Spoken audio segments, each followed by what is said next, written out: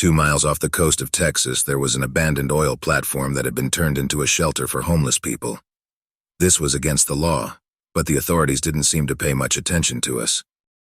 I'm not sure how long the platform had been there before I arrived, but when I did, it was like a real city on the water. Some people traveled back and forth to the mainland on boats. Others who had been there a long time acted like a city council. There were stores, a clinic, and a gasoline-powered generator to charge cell phones. Local charities and food banks brought fresh water and dry food a few times a month.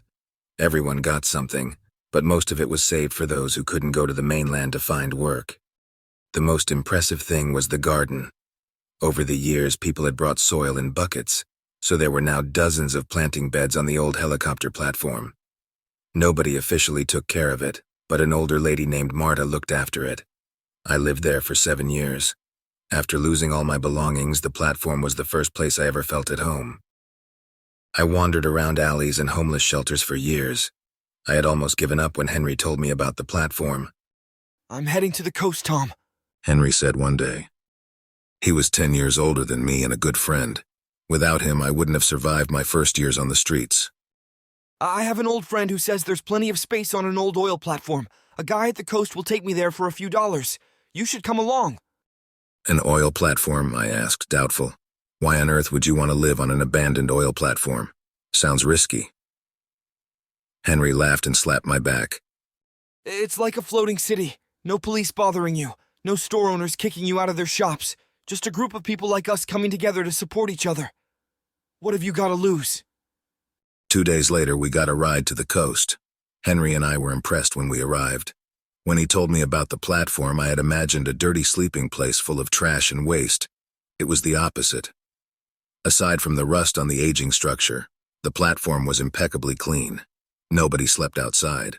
Every available indoor space was used either as a sleeping area or a food storage. A friendly woman named Maria gave us sleeping bags and blankets when we arrived and led us to an old boiler room with sleeping spots for the night. She said we could leave our stuff in the boiler room, but Henry and I were skeptical. "Don't want someone stealing my stuff," Henry said shortly. "Leaving things lying around is a good way to get robbed." "You'll find that the community here respects everyone's belongings," she said. Maria reached into her back pocket and pulled out 2 yellow sheets of paper with handwriting on them and handed them to both of us. "These are the rules here on the platform. If you break the rules 3 times, you'll be permanently banned." We both started reading this list of rules. Rule 1, no stealing of any kind. Not repaying debts is considered theft. Rule 2, no fighting. Rule 3, no drug use. Rule 4, drinking is allowed in moderation. Rule 5, if you don't contribute to the community, you must work to maintain the platform. Rule 6, do not enter the machinery room below the drilling module. We have an informal council that meets every Saturday evening in the mess hall. It consists of our oldest residents. They listen to complaints and decide if a rule has been broken. If the incident is serious, the council convenes on the same day. We thanked her and set about getting settled. Over the next few years, Henry and I fit well into the platform's community. Occasionally, new people joined, and those who had been there a long time moved on. Henry and I spent most of our time on the platform. Before he lost his job and home, Henry worked in construction and welding. The council was impressed with his skills and asked if he'd be interested in helping with facility maintenance. He agreed, but asked if I could help him. It was a good life. The unpleasant part came when we received our first banishment. During a Saturday meeting with the council, a man was brought forward to be held accountable for breaking a rule, his 3rd offense. He was an older man with a long beard and a slender build.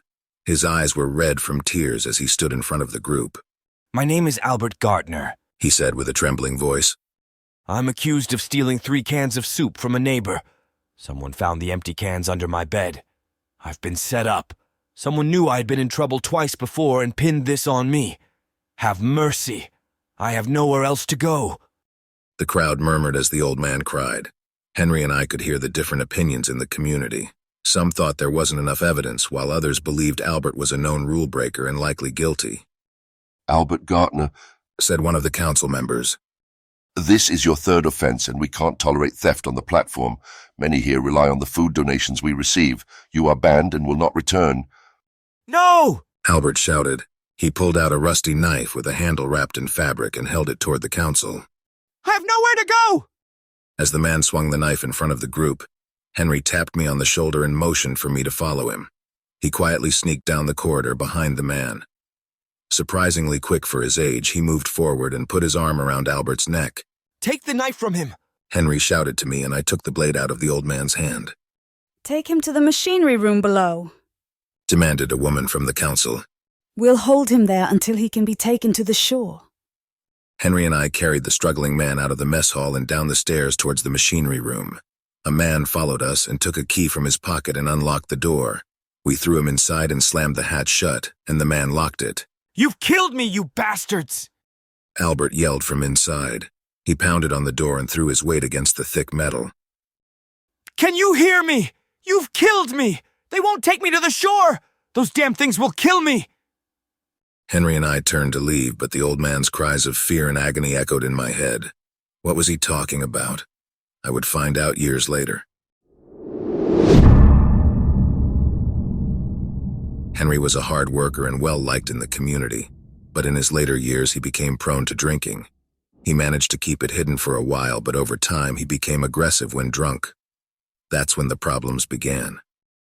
His first offense was a simple fight. Henry sat on his bunk drinking cheap alcohol and loudly talking to anyone who would listen. A man who slept in the far corner of our area asked him to be quiet so he could sleep. Without warning, Henry punched the man in the face and told him to shut up. The second offense came when Henry, while drunk, rummaged through another man's belongings to find cigarettes. He found half a pack of crumpled Marlboros and closed the bag as the man walked in. Henry gave it back, but the damage was done. His final offense came when a woman and her husband asked Henry to fix a leak in one of the sleeping houses. He insisted that it had already been fixed, but they told him the leak was still there. Feeling offended, Henry pushed the husband away and told him to get lost. When the man asked him to come and look at the leak, Henry punched him. With that, the council decided his fate and had 2 men take him to the machinery room to wait for a departing boat. That night, as I returned to my bunk, I saw all of Henry's belongings laid out on his bed. I began packing them into a bag to take to the machinery room for his ride back to the shore. Once I'd collected them, I made my way down the stairs to the lower level of the platform. When I reached the lower level, a council member, Carl, was standing guard next to the door to the machinery room. Henry pounded on the door and begged the man to let him out. He stood motionless, staring in my direction. Tom, stop! The man said to me. Henry has already been sentenced. We're just waiting for a boat. I know, I said, showing him the bag of my friend's belongings.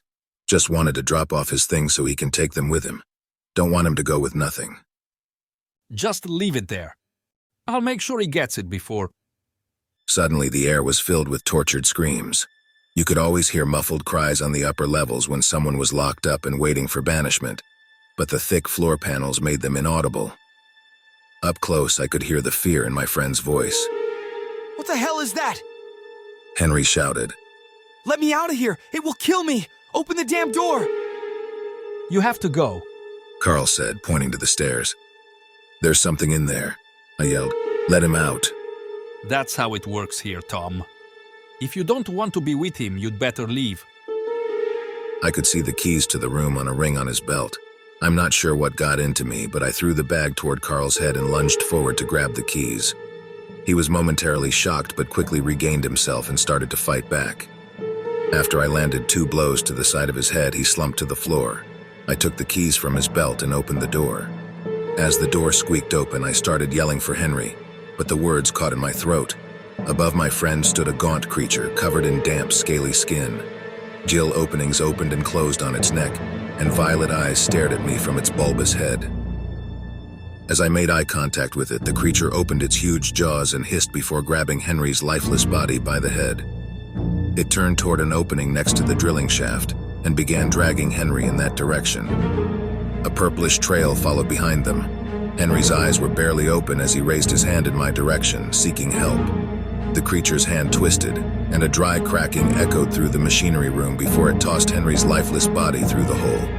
A crooked hand reached out in my direction, mimicking the same gesture Henry had made. The creature opened its mouth again and let out a hellish laugh.